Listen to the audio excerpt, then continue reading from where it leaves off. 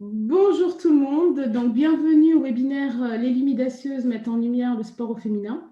Quelle carrière, quelle place pour les femmes passionnées par le sport. Donc on est ravis de partager ce thème avec vous. Les Lumidacieuses se posent beaucoup de questions. On identifie, on a trouvé cette source qu'il y avait 38% de femmes qui étaient licenciées dans le monde du sport. Et aujourd'hui on se demande comment elles osent une carrière.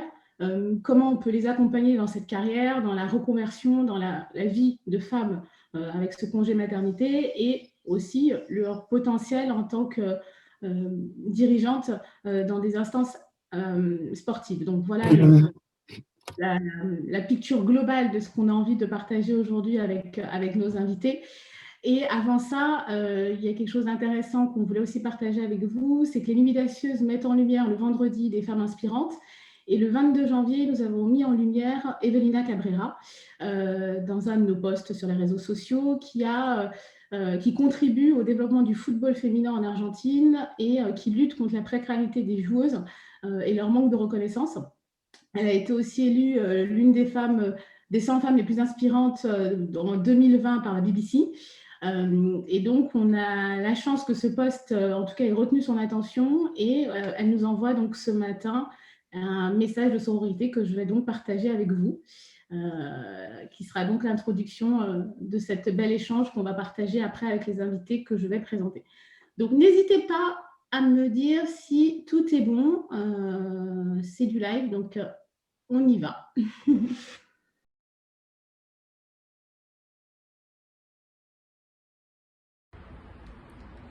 Hola, soy Evelina Cabrera, presidente de la Asociación Femenina de Fútbol Argentino. Creo que a través de estos últimos años hemos conquistado muchos espacios en cuestiones de género, pero también hoy la pandemia nos pone en última prioridad. Así que creo que es necesario que todas las organizaciones lideradas por mujeres empecemos a unirnos para fortalecer el trabajo que venimos haciendo. La verdad que agradezco tener este espacio para poder comunicar esto y que de alguna manera empecemos a ser partícipe de un nuevo cambio a través de la conexión, la unión y la sororidad entre todas. Muchas gracias. Donc voilà ce message qui pour moi est un beau message d'espoir et de partage et d'échange collectif. Et donc nous, aujourd'hui, on a la chance d'avoir pour notre webinaire un super panel. Donc Charlotte Girard-Fabre, qui est dans le classement Forbes des 2020 des femmes inspirantes. Donc elle va nous en parler en détail de tout son parcours et de sa carrière. Véronique Barré, qui est auteure du livre Le sport des médailles et après, qui est un vrai sujet aussi qui va être important d'être abordé aujourd'hui. Joël Monluy, donc malheureusement ne sera pas en direct, j'ai une interview de sa part qui sera donc diffusée le long de l'échange, qui est pour le coup en déplacement professionnel. Et enfin, Vanessa, qui est ambassadrice FIFA et qui va aussi nous expliquer comment elle est arrivée à ce niveau-là. Donc, j'ai fait exprès de présenter ces personnes par d'autres mots que ceux utilisés dans l'invitation, par d'autres descriptifs, parce que je pense que vous avez beaucoup de choses à dire, mesdames, et on va démarrer. Donc, merci d'être là et merci à vous. Alors, ce que je propose, c'est, mesdames, racontez-nous quelle est votre histoire avec le sport, d'où vous avez démarré cette belle aventure. Je propose à Charlotte de démarrer. Eh ben, allons-y. Bonjour à toutes et à tous. Merci Sabine pour cette invitation. Je suis ravie d'être face à vous aujourd'hui par ces écrans, malheureusement. Mais bon, c'est comme ça. Alors le sport, je l'ai commencé très jeune, hein. Je pense que dans les années 80, les enfants hyperactifs, on leur donnait pas de médicaments, on les mettait au sport. Donc j'ai fait beaucoup de sport grâce à ma maman et à ma grand-mère qui m'ont fait faire à peu près toutes les activités qui existaient dans mon village. Donc c'est aller de la natation en passant par le judo, l'escrime, l'équitation, j'en oublie forcément. En tout cas, j'ai toujours aimé ça. J'ai toujours aimé faire plusieurs activités à la fois. Alors pas sur le même terrain, hein. quand j'ai des patins, je fais du hockey et quand j'ai des baskets, je fais du hand. Mais quoique, il faudrait peut-être mélanger les disciplines. Mais en tout cas, c'est une vraie richesse de pouvoir d'avoir pu partager toutes ces disciplines et des sports co, des sports indiv, des sports de combat. Ça a permis un jour que la petite gamine d'un petit village de Touraine fasse 2 fois les Jeux olympiques. Donc le sport, c'est une vraie passion et c'est une vraie philosophie de vie pour moi.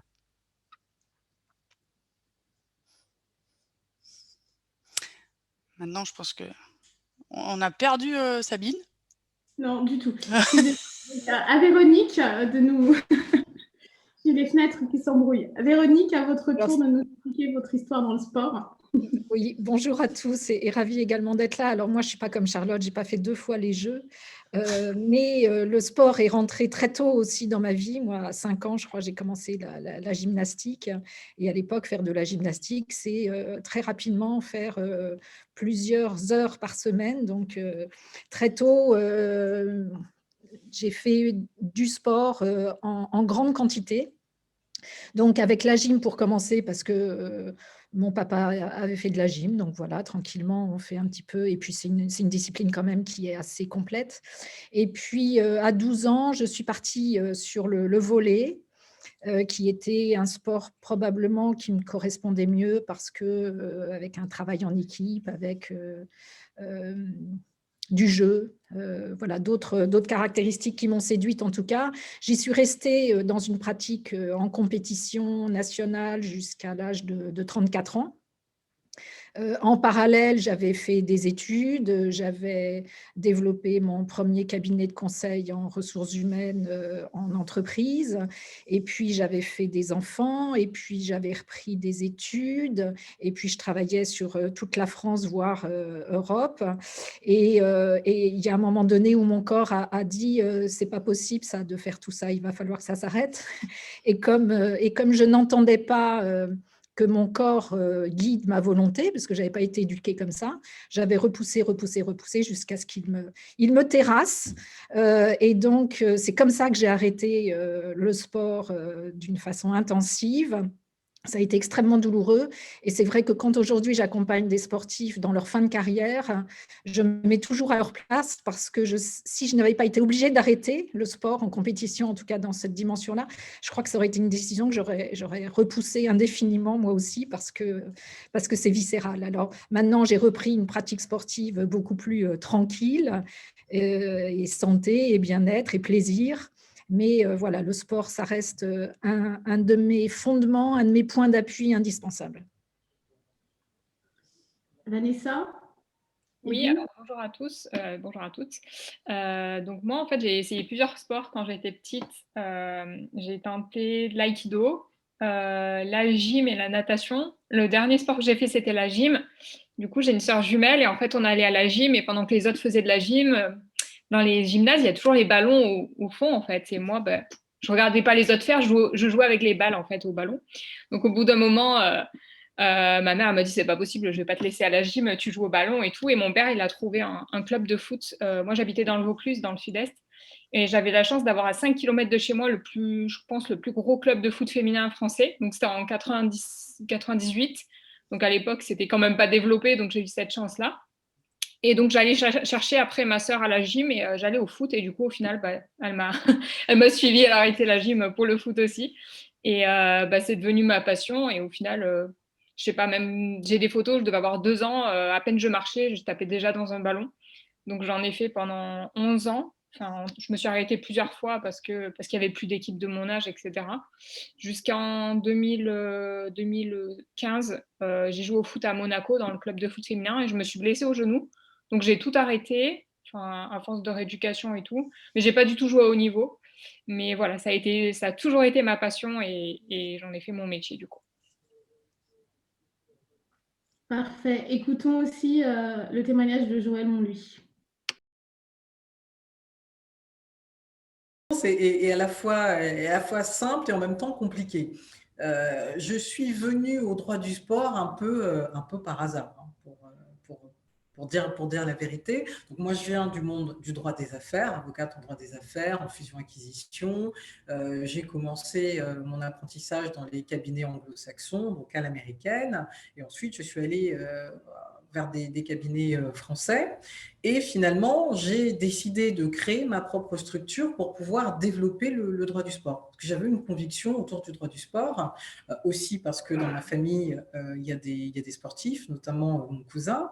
Et je me suis rendu compte qu'il y avait énormément de problématiques, qu'en termes d'accompagnement, il y avait des choses à faire. J'avais aussi la conviction que le continent africain avait des besoins en droit du sport et qu'il y avait un accompagnement à proposer sur ce terrain.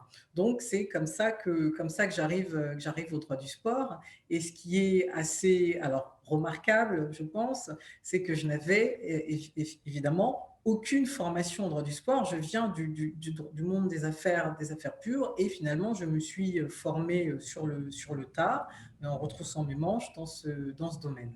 Donc, j'accompagne, pour pouvoir répondre à votre question, Sabine, donc j'accompagne l'ensemble des acteurs du monde du sport, donc aussi bien des sportifs, personnes physiques, que des personnes morales. Ça peut être des clubs, ça peut être des fédérations, notamment des fédérations de football africaines, ou encore au-dessus, j'ai travaillé également avec la Confédération africaine de football.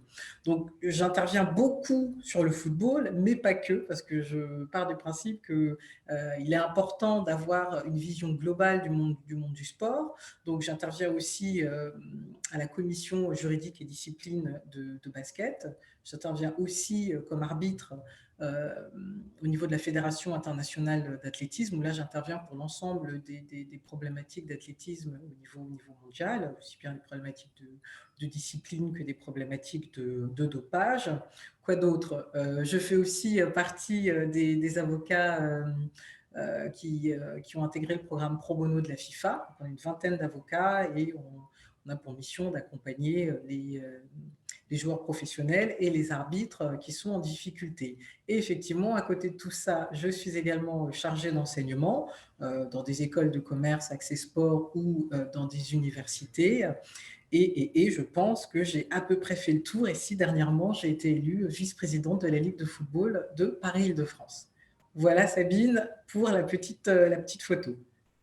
Je propose qu'on continue. Donc, merci pour cette première présentation de votre histoire dans le foot et le sport en général. Excusez-moi, parce que c'est vrai que c'est Vanessa et Joël ont parlé de foot. Aujourd'hui, comment vivez-vous de votre passion? Comment vivez-vous du sport? Racontez-nous votre histoire. Peut-être Vanessa, je vous laisse commencer et puis on donnera la parole à Charlotte et on terminera avec Joël. On vous écoute. Alors du coup, moi j'ai toujours été passionnée de foot et je me suis toujours dit que j'en ferais mon métier un jour sans savoir ce que ce serait. Donc pendant longtemps, j'ai postulé dans les clubs et tout, et j'ai réussi au bout de 4 ans à intégrer les Girondins de Bordeaux en stage. C'était en 2012-2013 au service communication pour le magazine du club. Et en fait, c'est de là que tout est un peu parti. À l'époque, j'ai fait mon mémoire sur comment développer le foot féminin en utilisant le digital, parce que je voyais bien que déjà, aux Girondins, il n'y avait pas d'équipe féminine. Et par la suite, ensuite, j'ai fait un stage de fin d'études à Nice et j'ai été embauchée dans une agence de marketing à Monaco. Et en parallèle, en fait, j'avais commencé à jouer au foot à Monaco dans le club de foot féminin. Il faut savoir que l'AS Monaco, c'est un peu le seul club en France maintenant en Ligue 1 qui n'est pas associé à une section féminine. Donc le club existe depuis 40, je pense que maintenant ça doit faire au moins 45 ans que le club de foot féminin existe à Monaco. Mais du coup, il n'y avait pas forcément de communication, c'était pas forcément structuré. Donc moi, je sortais de mon expérience pro au Girondin, plus mon mémoire sur le sujet. Donc j'ai proposé au club en fait de développer toute la com. Et donc ça a vraiment bien aidé de manière bénévole à booster le club en termes de licenciés, médiatisation, sponsoring, etc.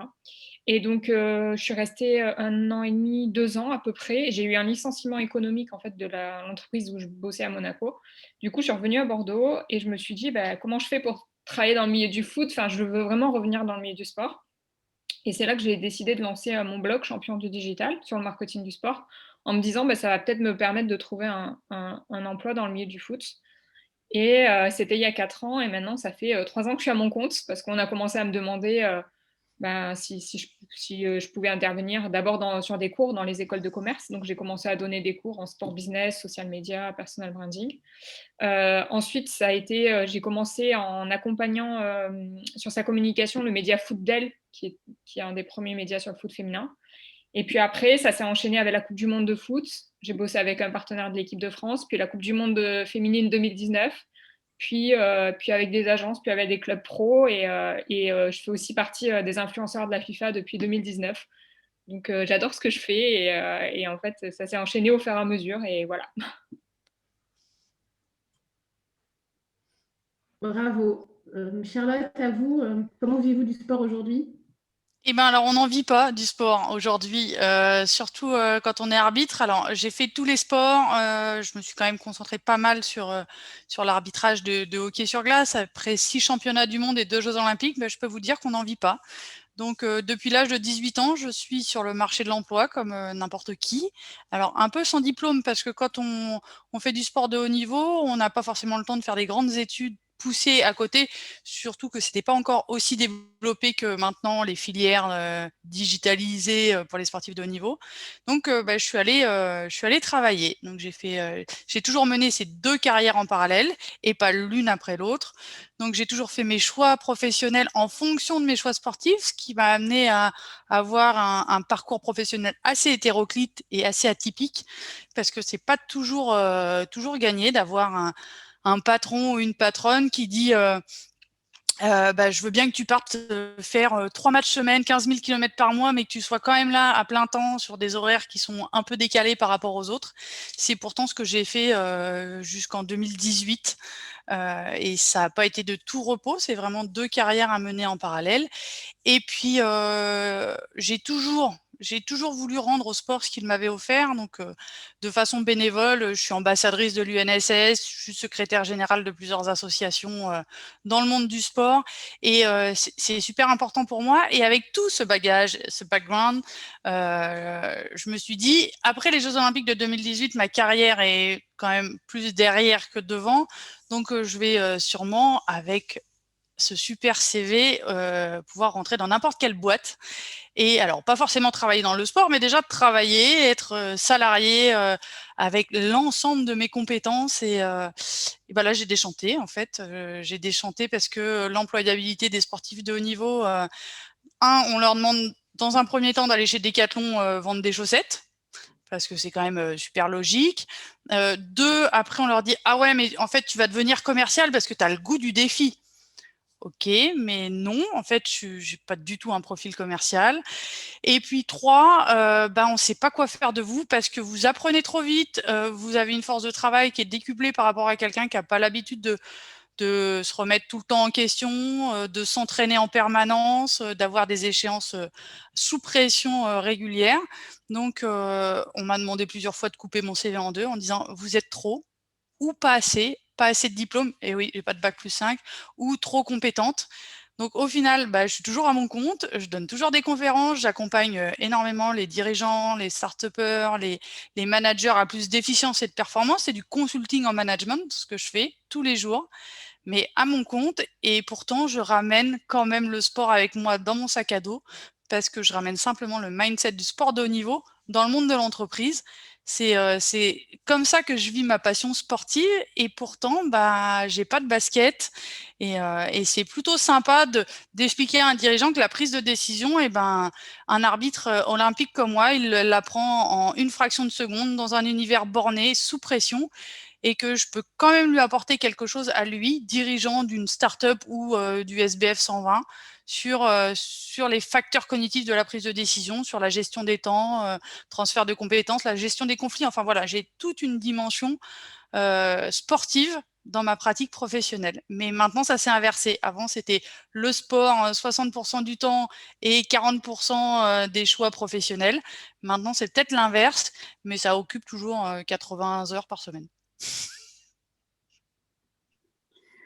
Bravo Vanessa et Charlotte pour ces beaux parcours. On va continuer en écoutant Joël Montlouis. Des sportifs professionnels. Des professionnels ou des des semi-professionnels, mais vraiment, on va avoir principalement des professionnels, notamment parce qu'il y a une problématique de coût, hein, quand on va voir un avocat. Et après, effectivement, il y a aussi des amateurs, mais on peut se retrouver avec une problématique disciplinaire, notamment quelqu'un qui a besoin d'être accompagné pour une problématique disciplinaire. C'est plutôt ce genre de problématique qu'ont les amateurs. Ensuite, en termes de mixité, la très grande majorité, pour ne pas dire la quasi-exclusivité, ce sont des hommes. On va peut-être aller, on est au-delà de 90%, et les moins de 10% restants, effectivement, ce sont des femmes. Donc, concrètement, c'est pas spécifique à moi, je pense qu'elles n'ont rien contre moi, mais effectivement, il y a une problématique de démarche. Alors peut-être que aussi, alors culturellement, la femme est habituée à porter un certain nombre de choses, elle doit avancer, donc elle va venir, on va dire, un petit peu plus tard, frapper à la porte du conseil, hein, et c'est dommage, il vaut mieux arriver dès le début de l'incendie pour appeler les pompiers, plutôt qu'attendre que la maison soit quasiment brûlée en totalité, pour appeler les pompiers qui vont pouvoir sauver que ce qui n'a pas encore été brûlé. Donc la problématique, elle vient je pense qu'il y a ce mécanisme un petit peu de protection qui entre en jeu. Il y a aussi la deuxième chose, je pense que c'est une fausse croyance, c'est la croyance des sous.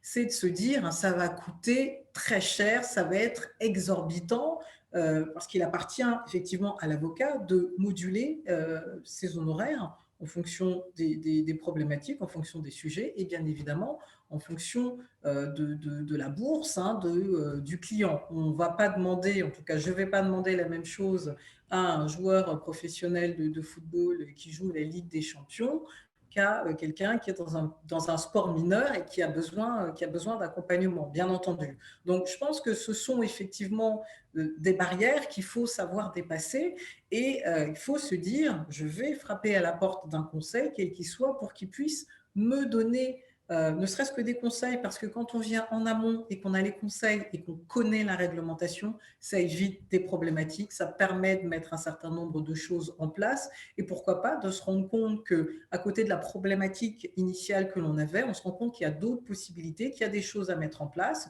qu'il y a peut-être des contrats de sponsoring à trouver parce que l'athlète en question peut maximiser sa rémunération et qu'on n'avait évidemment aucune connaissance, aucune conscience. Donc, il y a vraiment énormément de choses à faire. Donc, je pense qu'il faut pas avoir peur d'aller frapper à la porte et d'avoir des réponses, ne serait-ce que ça. Merci. Donc, on va donner la parole à Véronique, qui va donc nous expliquer aussi, quand on en parle de quelle est la suite, l'après-carrière, et au final, quand est-ce qu'il faut commencer à y penser. Alors, je pense qu'il faut commencer à y penser quand on est prêt. Je dis souvent, c'est pas désobligeant, mais on ne peut pas forcer un âne à boire s'il n'a pas soif. Et pour les sportifs, c'est un petit peu pareil. On ne peut pas les obliger à préparer l'après si ils n'en voient pas l'intérêt et s'ils n'ont pas compris que ça passait par ça à un moment donné. De réussir sa carrière, ça passe aussi par être serein sur l'après-carrière. Donc, le quand, c'est quand on est prêt, quand le ou la sportive va en avoir conscience. Mais j'aurais quand même tendance à dire que c'est le plus tôt possible, parce que si on peut s'y préparer longtemps avant la fin, eh bien, ça donne l'opportunité d'y aller tranquillement, sans avoir la pression de « zut, ma péremption est prochaine et il va vraiment falloir que je m'arrête ». Et ça permet également de saisir des opportunités que l'on va croiser inévitablement dans une carrière. Et c'est donc très intéressant de pouvoir avoir ça dans son champ de conscience le plus tôt possible. Après, ce qui empêche parfois aussi de passer à l'action dans le moment, c'est souvent parce que les sportifs ne savent pas comment s'y prendre. Je peux avoir envie, mais tant que je ne sais pas comment je peux le faire, et si c'est jouable avec ma carrière, eh bien, on va repousser et le camp va être repoussé parce que c'est lié au comment et c'est lié aussi aux aides ou aux ouvertures que je vais pouvoir percevoir dans mon environnement pour le préparer. C'est-à-dire que si j'ai sur le dos un entraîneur ou si je suis dans un club professionnel qui ne laisse pas de place à ce genre de questions, voire qui nous fait bien comprendre que c'est un problème qu'il faudra qu'on résolve soi-même tout seul à la fin, eh bien, ça va être très compliqué pour un sportif pendant sa carrière de dire à un club, dites voir, moi j'ai envie de reprendre des études, donc je serai là, je ferai mon boulot, mais j'ai ça à côté. C'est pas toujours très bien perçu non plus. Donc le quand, il est aussi lié au comment. Je vais pouvoir m'y mettre quand je vais savoir comment m'y prendre. Alors, je peux continuer sur le comment, c'est ça, Sabine? Oui, et qu'est-ce qui est intéressant aussi pour le monde de l'entreprise, parce que Charlotte a donné une petite aperçu de ce qu'elle a vécu, mais au final, ces soft skills, comment peuvent-elles être intéressantes pour les entreprises?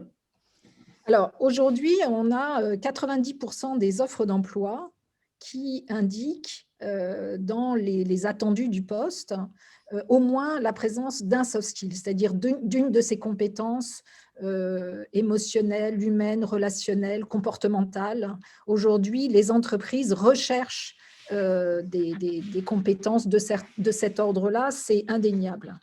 Mais on a quand même toujours, et avec Charlotte, on le constate malheureusement encore, c'est vécu souvent par l'entreprise comme un plus, mais pas comme la base. C'est-à-dire qu'on considère que c'est d'abord le diplôme et puis ensuite, si le candidat a ses soft skills, eh bien, ça va être un plus, mais la base, elle reste malheureusement trop souvent sur le diplôme. Et ce que l'on occulte là-dedans, c'est que parmi les soft skills des sportifs, il y a la capacité à apprendre. Ça, on ne le voit pas assez, mais dans toute carrière sportive, ou même Charlotte dans sa discipline qui était l'arbitrage, apprendre les règles, mais pour des pratiquants, c'est apprendre les plans de match, apprendre les combinaisons, apprendre les statistiques de mon adversaire, parce que dans telle situation, il va jouer comme ça, donc il faut que je me positionne comme ça. Cette capacité d'apprentissage qu'il développe dans sa pratique sportive, eh bien, il peut aussi la mettre au service de l'apprentissage de son futur métier. Et donc, moi, c'est ce que je propose aux entreprises, c'est donner-leur une chance d'entrer dans l'entreprise et vous verrez à quel point ils auront le goût d'apprendre votre métier ou les compétences techniques nécessaires pour l'exercice de ce métier. Et comme dans le sport, s'il faut qu'ils viennent 1 heure avant ou qu'ils finissent 1 heure après, eh bien, ils sauront le faire pour être sûrs d'être à la hauteur, parce qu'un sportif, ça rentre sur le terrain quand c'est prêt. Et quand il sera dans l'entreprise, il fera tout pour être à nouveau prêt et être en pleine possession de son métier. Il ne faut pas imaginer qu'il va se satisfaire de ne pas savoir faire. Donc, il aura à cœur d'apprendre pour pouvoir tenir le poste. Ça fait partie justement de ces compétences-là auxquelles il faudrait plus souvent faire confiance quand on recrute et qui permettrait de recruter davantage de sportifs. Comment favoriser l'insertion professionnelle des sportifs? Alors, il y a deux mouvements symétriques. Il y a d'abord un mouvement au niveau du sportif et il y a un mouvement au niveau de l'entreprise. Au niveau du sportif, lui-même, il faut qu'il ait parcouru déjà, qu'il ait défini son projet, qu'il se soit formé, qu'il ait acquis les compétences nécessaires au projet et qu'il ait compris le monde de l'entreprise.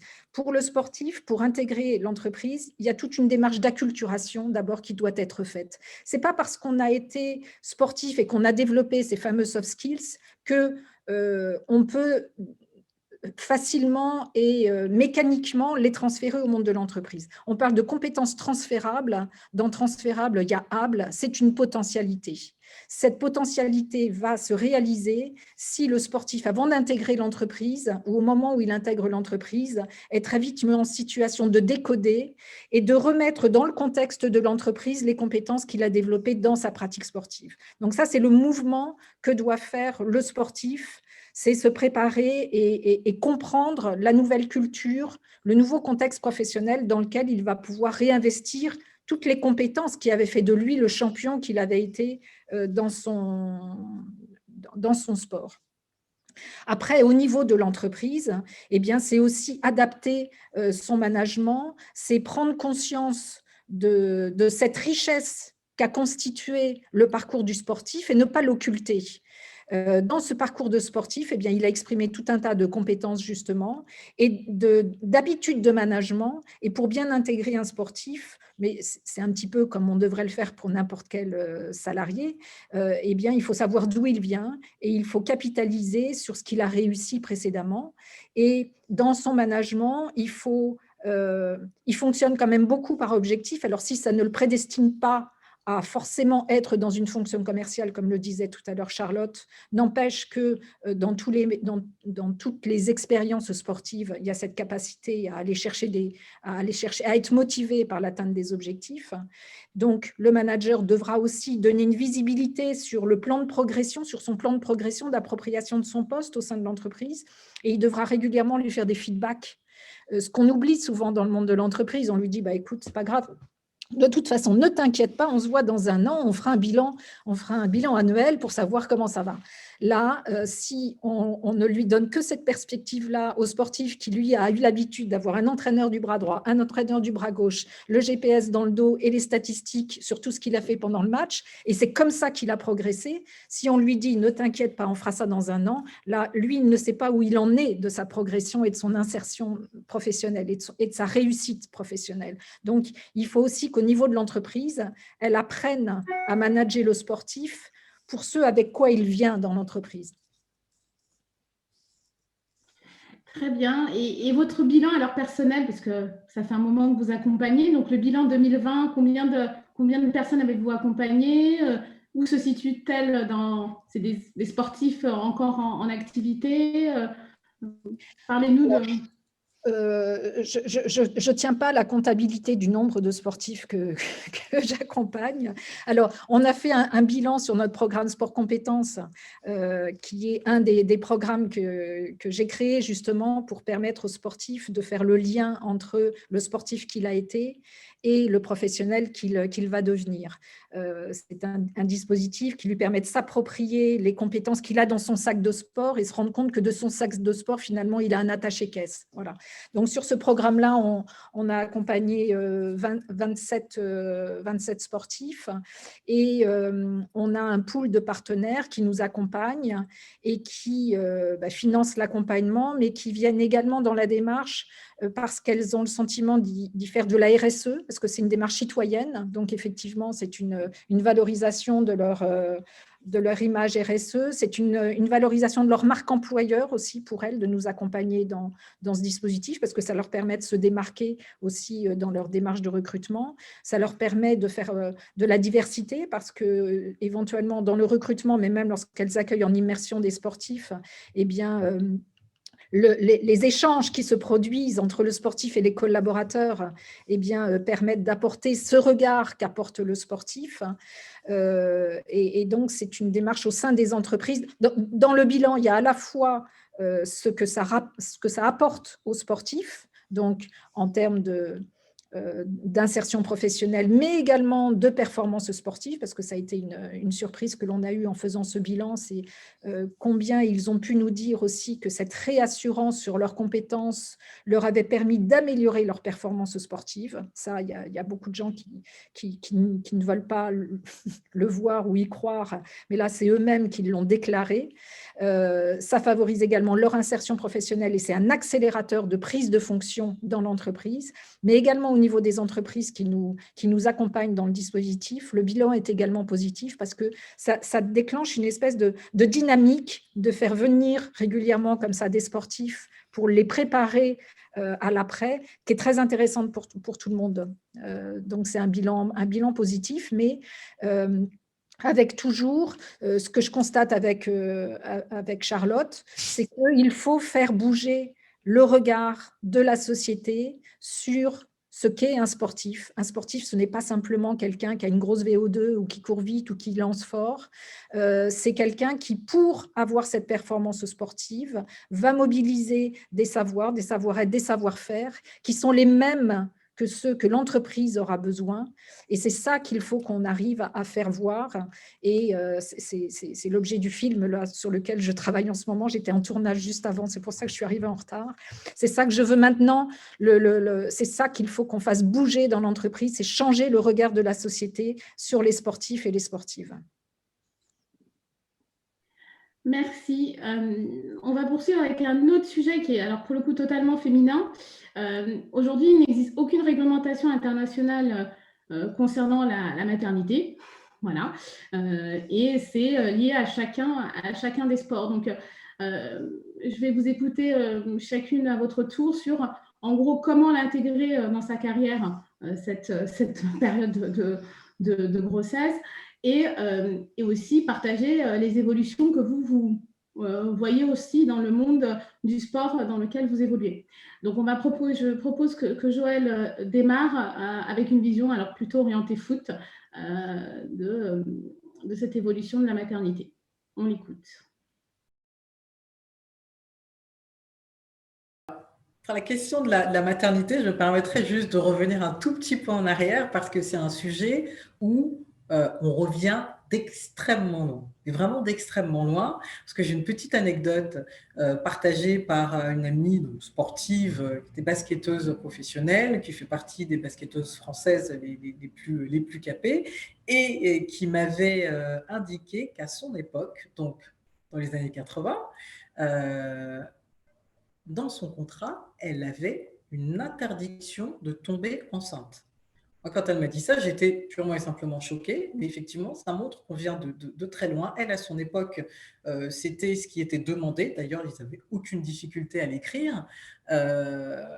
Donc, on est très loin des amendements de la FIFA pour accorder plus de droits. On part d'un système où il était interdit tout simplement. Il était interdit. On ne voulait pas que pendant la période du contrat, il y ait un risque d'indisponibilité des sportives. On considérait que c'était intolérable. Donc, on leur retirait purement et simplement ce droit à un système où, effectivement, on essaie de leur apporter le plus de droits possible. Donc, c'est vraiment important, même si on pourrait penser que ce n'est pas suffisant, qu'il n'y a pas assez, mais c'est vraiment important de se rendre compte d'où on vient.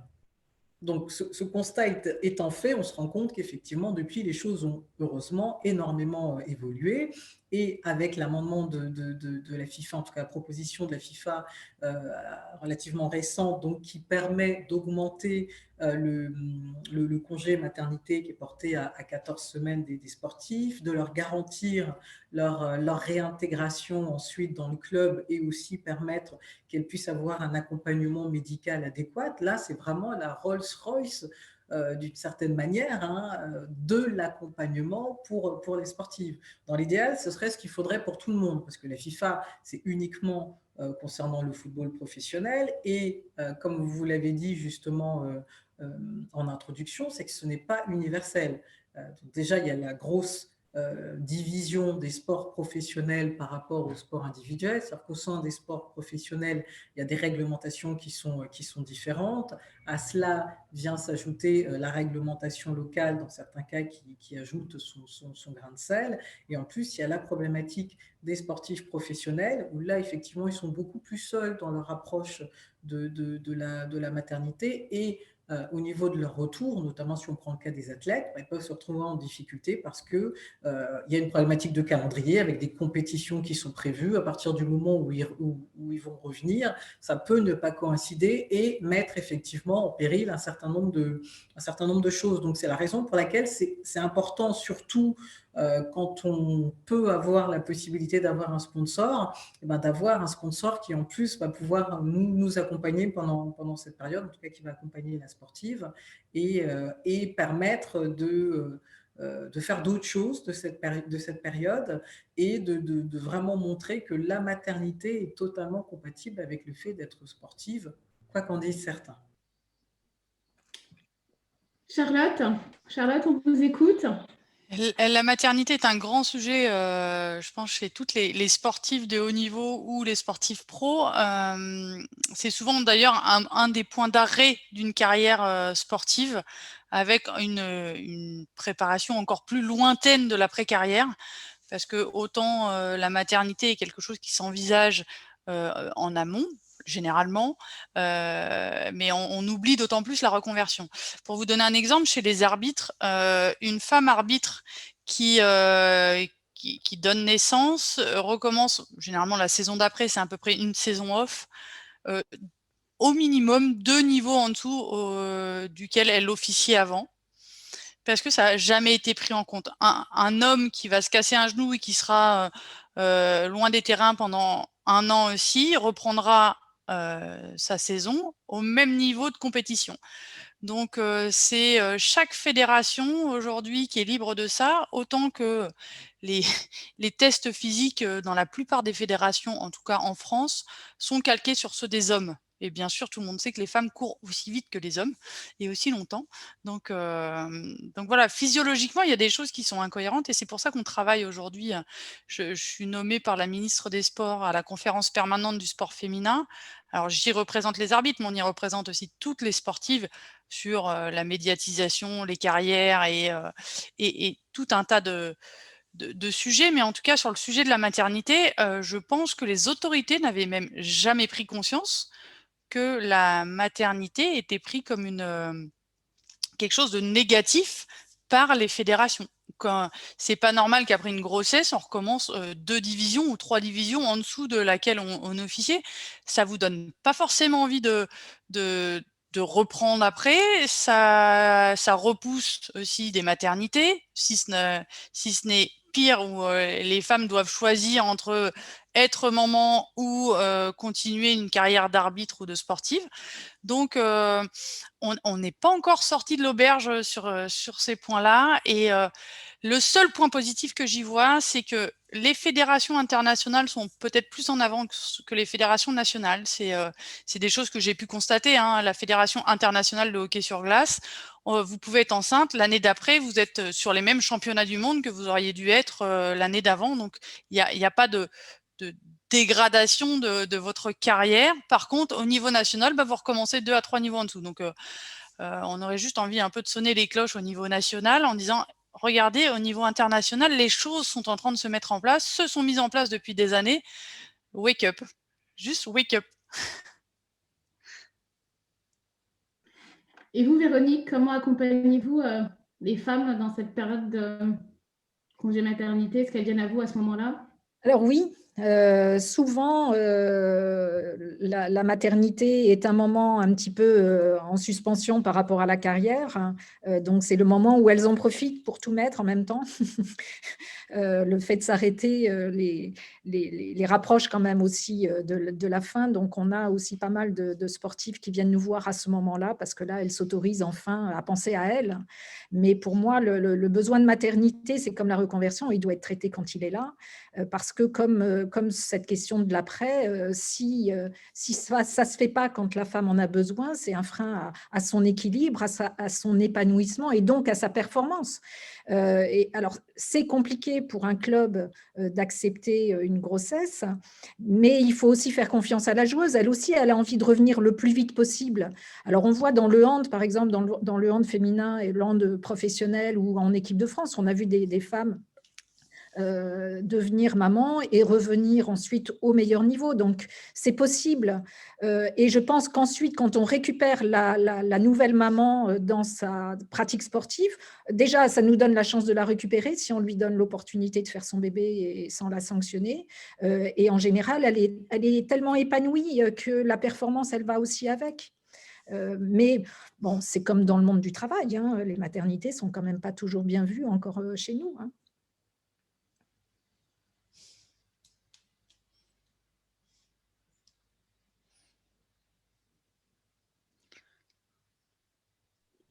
Merci. Vanessa, on va vous donner la parole. Aujourd'hui, donc vous êtes une actrice qui accompagne les autres acteurs dans le monde du sport. Pouvez-vous nous en parler? Quels sont les métiers autour du sport pour lesquels il y a beaucoup d'opportunités et comment se faire connaître si on a envie de se lancer? Alors moi, en fait, mon métier, c'est ce que je dis toujours parce que j'interviens dans les écoles et je dis toujours, en fait, la semaine dernière, je suis intervenue à distance dans un collège et je leur disais, le métier que je fais aujourd'hui, en fait, il n'existait pas, je l'ai créé. Et c'est ça la chance qu'on a aussi avec la possibilité de se lancer en auto-entrepreneur et de faire plein de choses. Alors, c'est pas arrivé d'un coup parce que souvent, les gens qui me suivent sur les réseaux, j'ai beaucoup d'étudiants qui m'envoient des messages et ils me disent « je veux faire comme toi », etc. Et je leur dis « attention, c'est pas arrivé. Ce que je montre, c'est positif sur les réseaux, mais c'est pas arrivé d'un coup. » Enfin, par exemple, les Girondins, j'ai postulé pendant 5 ans avant d'avoir un stage, quoi. Et en fait, ce que je leur dis toujours, c'est que il y a plein d'opportunités. Moi, on me demande souvent quelle école je dois faire, quelle formation je dois faire. Et je leur dis, c'est pas parce que tu fais telle grande école que tu vas te retrouver dans tel club. Alors évidemment, il y a le réseau qui joue aussi, mais ça se construit. Moi, je suis partie de 0 réseau. J'avais personne dans mon entourage dans le milieu du sport, dans l'entrepreneuriat, le marketing ou quoi. J'ai gravi les échelons, on va dire, et le réseau, je me le suis fait grâce à mon blog et grâce à ce que j'ai fait bénévolement à l'AS Monaco féminin. Donc, je dis toujours, en fait, c'est pas l'école que vous allez faire qui est importante, c'est ce que vous allez faire en plus pour vous démarquer. C'est-à-dire, vous êtes passionné de sport, vous voulez travailler dans la communication, bah, lancez un podcast, lancez un blog, tenez une page sur les réseaux sociaux, soyez bénévole dans un club parce que tous les clubs amateurs ont besoin de communiquer, surtout avec la crise sanitaire, on l'a bien vu. Donc faites quelque chose en fait qui va vous démarquer des autres et en fait vous allez apprendre de vous-même parce que moi je sais qu'à Monaco, je suis arrivée, bon, j'avais fait mon stage au Girondin et j'avais fait mon mémoire sur le digital et le foot féminin et je me suis dit bah, c'est le moment d'appliquer tout ce que j'ai dit dans mon mémoire et que tout le monde m'a dit bah, en fait quand j'ai rendu mon mémoire à l'époque, mon maître de stage m'avait dit bon, c'est bien, mais c'est un peu de l'illusion ce que tu dis dans ton mémoire, que si on mise sur la communication, on peut développer le foot féminin. Bon, il y a eu la Coupe du Monde qui l'a bien montré après, mais tout ce que j'ai mis en place après dans mon club, c'était bénévole, mais grâce à ça, j'ai appris toute seule à créer un site. À la fin de l'année, on a doublé le nombre de licenciés, on est passé de 50 à 120 licenciés. On a fait 2 équipes de plus une école de foot.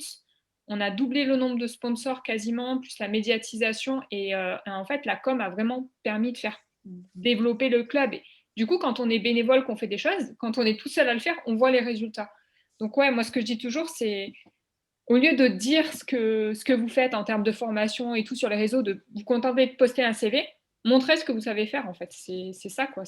Puis après, il faut s'accrocher aussi, je pense, à ses rêves, à sa passion, parce que moi, si j'avais écouté tous les gens qui m'avaient dit bah déjà, être dans le foot quand t'es une fille, c'est pas normal pour eux, quoi. On dit toujours c'est rare. Ben non, c'est pas rare, il y en a de plus en plus. Mais je pense aussi qu'il y a besoin de rôle modèle parce que je me rappelle l'an dernier, j'étais sur un salon du marketing sport à Paris et il y a 2 étudiantes qui viennent me voir et qui me disent ouais, on aime bien ce que tu fais et tout, mais on aimerait bien travailler dans le foot, mais on n'est pas sûr qu'on puisse le faire parce qu'il y a quasiment personne, pas de femmes qui travaillent dans le foot. Et je leur disais non, non, non, non, c'est pas qu'il n'y a pas de femmes dans le foot, c'est qu'on les montre pas forcément. Et l'autre jour, j'entendais, je crois que c'était lors de la semaine du sport féminin, quelqu'un qui a dit tout ce qu'on ne voit pas n'existe pas. Ben, c'est ça en fait. Je pense que la com, c'est très important pour créer des rôles modèles. Et juste pour revenir avec le sujet sur la maternité avant, je pensais à l'exemple de Alex Morgan aux États-Unis, qui a eu un bébé. Et en fait, je me rends compte que sur les réseaux, la fédération, son équipe et tout, n'arrête pas de la mettre, justement, la mettre beaucoup en avant avec son bébé. Chaque fois qu'elle va à un match, elle est dans le bus, elle l'a partout. Et je trouve que c'est bien parce que ça montre que c'est possible, en fait. Et ça va peut-être inspirer d'autres sportives qui veulent être mamans, de leur dire bah, c'est possible, quoi. Donc voilà. Très très bon lien avec la question suivante qui est au final, quel regard portez-vous chacune sur la féminisation des instances sportives et comment contribuez-vous à qu'il y ait plus de femmes dans ces instances? Donc on va peut-être donner la parole à Charlotte pour commencer. Oui, alors en fait déjà il faut oser et être visible, hein. Vanessa, je te rejoins vraiment là-dessus. Moi, je pense qu'à 39 ans, être secrétaire général d'une fédération internationale qui regroupe plusieurs millions de juges et arbitres, tous sports confondus, c'est déjà pas mal sur l'engagement. Mais en fait, il faut oser prendre la place qu'on peut nous laisser. Alors effectivement, elles sont pas balisées avec des néons en disant on a besoin d'une femme là. Les quotas, il y a quand même des quotas sur la gouvernance du sport. Pourquoi ne pas en profiter? Les hommes, enfin les hommes, pas tous, mais la plupart des hommes ne se posent jamais la question de savoir s'ils sont légitimes ou pas au poste qu'on leur propose. Les femmes, elles ont toujours le syndrome de l'imposteur, ça c'est sûr, quasiment toutes. Il faut oser, on peut être dirigeante, on n'est pas obligé d'être, même de son association sportive, au coin de la rue, hein. Il y a, les Jeux olympiques, on n'est pas obligé de les faire pour être quelqu'un d'accompli dans le sport. Chacun ses Jeux olympiques, en fait. Et si vous avez envie d'accompagner vos enfants effectivement au judo et de vous impliquer, bah, c'est pas parce que vous êtes une femme que vous allez devoir être secrétaire. Vous pouvez être présidente du club. Bien sûr. Ma mère a été présidente de mon club de hockey, de mon petit village, et jamais elle s'est posé la question de savoir si c'était sa place légitime. Alors oui, c'était un petit club. Et si elle avait voulu, elle aurait sûrement pu aller dans les instances régionales, à la Ligue et puis au national. Après, effectivement, c'est les rôles modèles. Il y a combien de femmes présidentes de fédérations olympiques en France? Elles se comptent même pas sur une demi-main. C'est quand même juste ça qui est aberrant. Regardez autour de vous dans les clubs de sport, dans vos clubs de sport, les femmes, ce sont souvent les secrétaires adjointes ou à la rigueur trésorières, mais elles sont jamais présidentes. C'est très très rare. Et il faut aussi que les fédérations, c'est de la responsabilité de la gouvernance du sport, d'offrir ces places aux femmes. Je sais qu'à la Fédé de hand qui est plutôt vertueuse quand même sur la mixité et l'accès aux femmes aux responsabilités. Pour avoir été marraine de cette fédération, eh ben, je participais à des séminaires organisés pour que les femmes prennent les places de dirigeantes, c'est-à-dire que la fédération les accompagnait à ces prises de poste en disant vous êtes capable, tout aussi capable, on vous met ensemble, on vous coach, je vous jure que vous êtes capable, et ça a donné des résultats. Ça a donné des résultats, c'est à peu près 40% des dirigeantes au hand sont des femmes. Et c'est juste fantastique. Donc oui, médiatisation, valorisation, je pense que c'est le maître mot. Et après, les propres barrières, celles qu'on se met nous, les femmes, parce que le meilleur ennemi de la femme, c'est la femme elle-même quand même avant tout. Très bien, merci. Véronique? Je rejoins complètement Charlotte, encore une fois, sur le fait qu'il faut effectivement qu'elles osent. Mais encore une fois, elles vont oser quand on va les y aider un petit peu. Et c'est très juste ce que fait la fédération de hand, ce que fait la fédération de foot sur toute la féminisation du sport. Voilà, ce sont des fédérations qui montrent le mouvement, qui montrent que c'est possible. Il y a des accompagnements vraiment qui sont mis en place dans différentes disciplines qui sont très intéressantes. Mais là, on a vu une photo paraître sur les clubs, les fédérations de sport co qui se mobilisaient pour faire entendre leurs difficultés dans la période actuelle. Sur la photo, il y a une quinzaine de personnes. Il y a Nathalie Péchala, présidente de la Fédé des sports de glace, et c'est tout. Le reste, ce sont des hommes. Donc, on est encore loin du compte.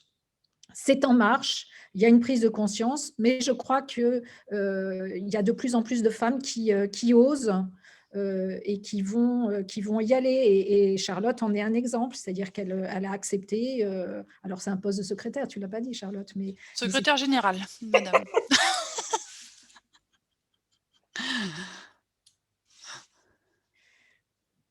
Très bien, on va écouter aussi donc Joël sur ses activités aujourd'hui dans des instances.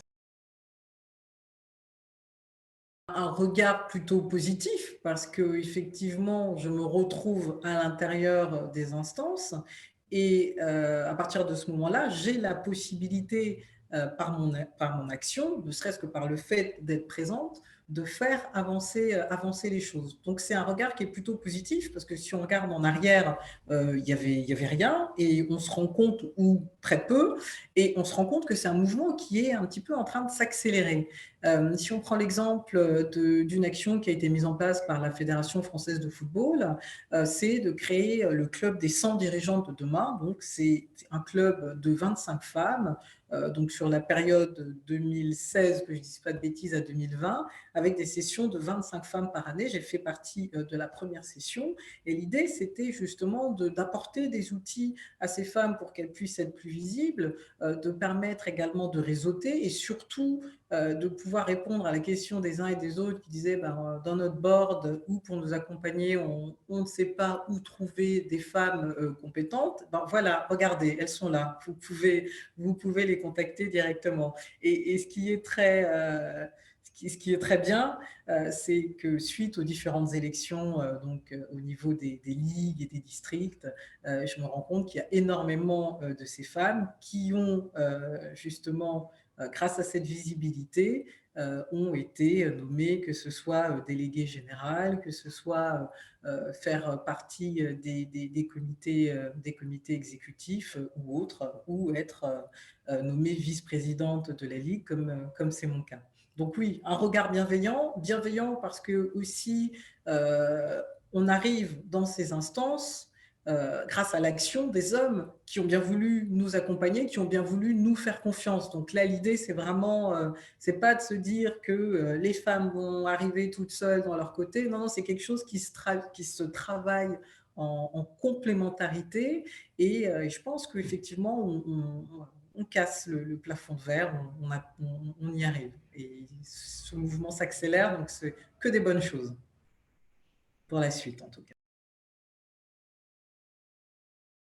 Concernant cette question de la féminisation des instances, et qui va avec le côté, la bienveillance des hommes pour pouvoir nous faire intégrer ces différentes instances, c'est le fait que depuis 2016, je suis présidente de la commission régionale d'appel en matière disciplinaire. Donc c'est le président de la Ligue qui m'a fait confiance et donc m'a proposé de présider cette commission, qui est la commission la plus importante au niveau de la Ligue. Et effectivement, ce n'était pas du tout quelque chose auquel j'aurais pu penser avant qu'on puisse venir me voir, mais d'un seul coup, c'est cette confiance qui fait que ensuite on se dit on va y aller, on ne peut pas décevoir, et c'est une sorte de mécanisme vertueux qui fait que cet élément devient la première marche de plein d'autres, la première marche qui a permis d'aller peut-être d'intégrer le club des 100, d'intégrer la fédération, le tribunal disciplinaire de la Fédération internationale d'athlétisme, qui est devenu World Athletics,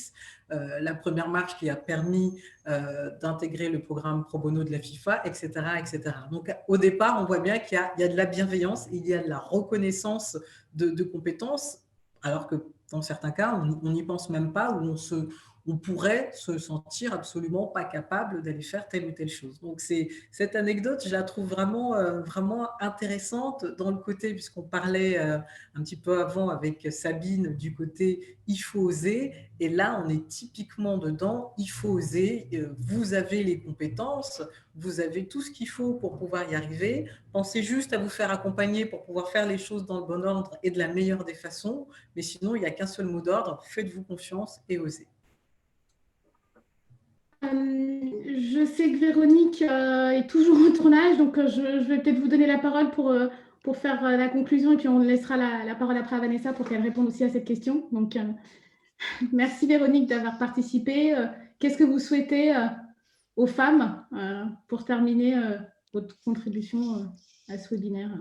Non, mais sur cette thématique d'oser, pour moi, ça n'a jamais été un sujet, parce que dans ma culture familiale, j'ai très tôt été amenée à faire du sport, et mon père notamment n'a jamais fait de différence entre mes frères et moi, et donc j'ai autant pu aller voir les matchs de rugby avec lui que faire de la cuisine avec ma mère, et c'est vrai que je n'ai pas été marquée par quelques distinctions de genre que ce soit. Et je constate, parce que quand je faisais du conseil en entreprise, en face de moi, j'avais que des costumes cravates, j'avais pas beaucoup de tailleurs non plus. Je me rends compte que j'ai toujours été dans des univers qui étaient malgré tout très largement composés d'hommes, mais que je ne l'ai jamais vécu comme une différence. Déjà, j'ai le sentiment que ma vie n'a pas été définie par mon genre. Et aujourd'hui, je ressens ça comme une énorme chance, parce que je ne me suis pas du tout donné de limites lié à mon genre, en tout cas. Donc pour moi, oser, dans tout ce que j'ai toujours osé, même des fois de façon peut-être insensée, mais parce que je n'ai jamais été marquée par une limitation liée à mon genre. Ça, alors c'est peut-être le message pour les parents et pour les éducateurs, c'est qu'effectivement, il n'y a pas de différence, quoi, et que c'est ça qui aide à oser. Voilà. Et je vais devoir vous laisser parce que la salle de réunion est prise à nouveau. Donc, je vous salue tous et je vous remercie pour cet échange très intéressant. Et à bientôt, tout le monde. Au revoir. Merci Véronique. Merci beaucoup. Vanessa, on vous redonne donc la parole. Donc, le positionnement des femmes dans ces instances, comment vous le voyez-vous dans vos contacts, dans vos échanges? Quel regard? Je pense que par rapport à ce que disait Véronique, moi, c'est vrai que je me suis jamais trop mis de barrière, en fait, et je pense que c'est pour ça que je fais tout ce que je fais.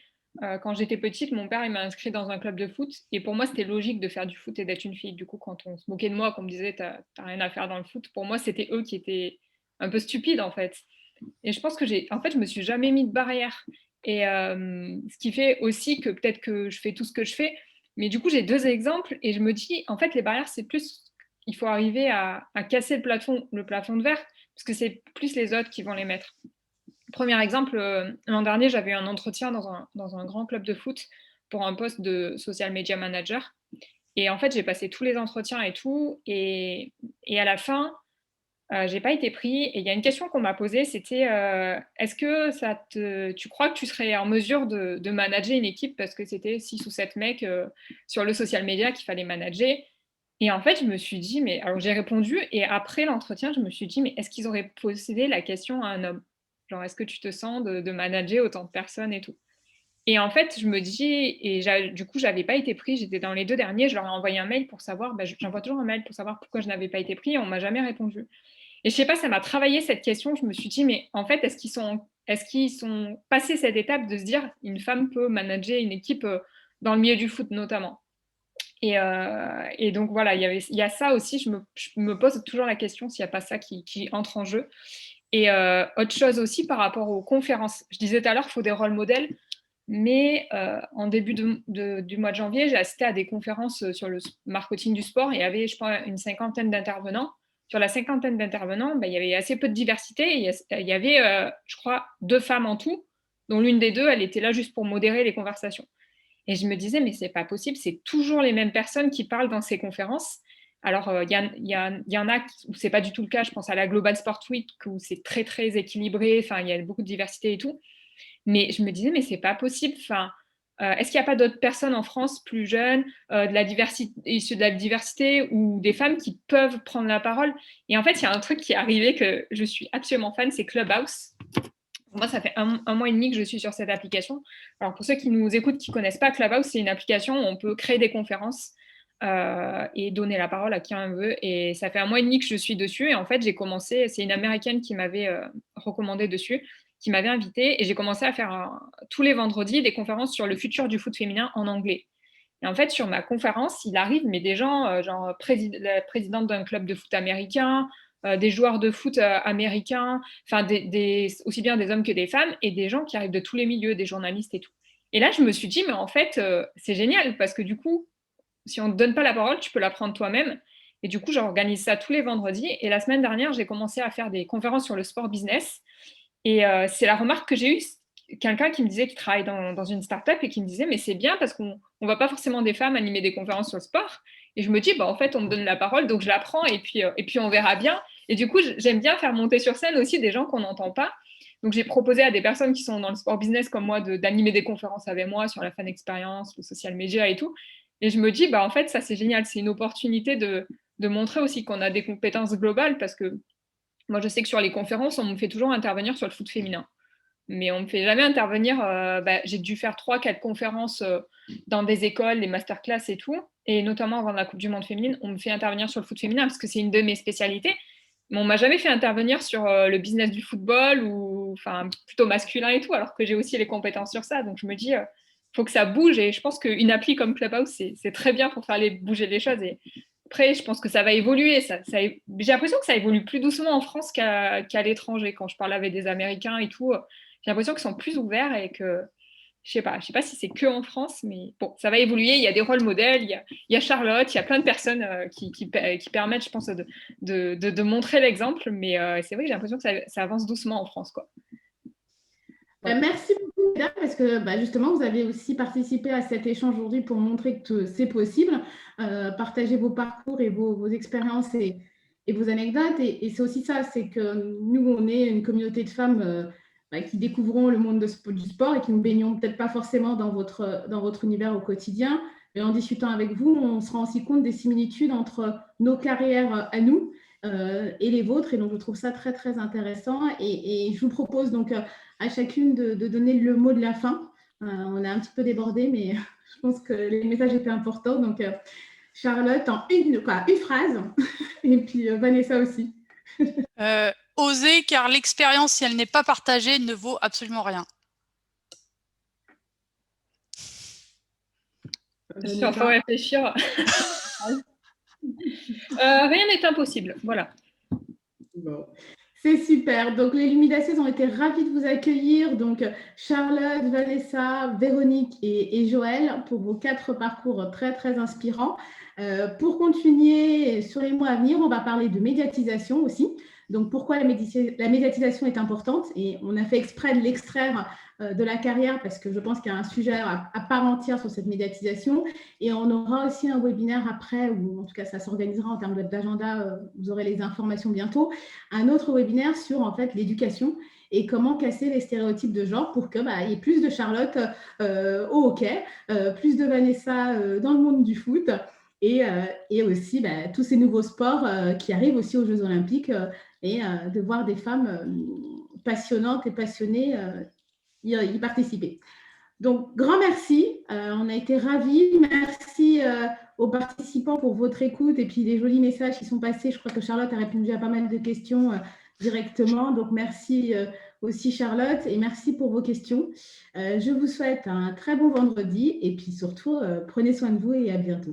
Merci Sabine. Au revoir à tous. Merci. Au revoir.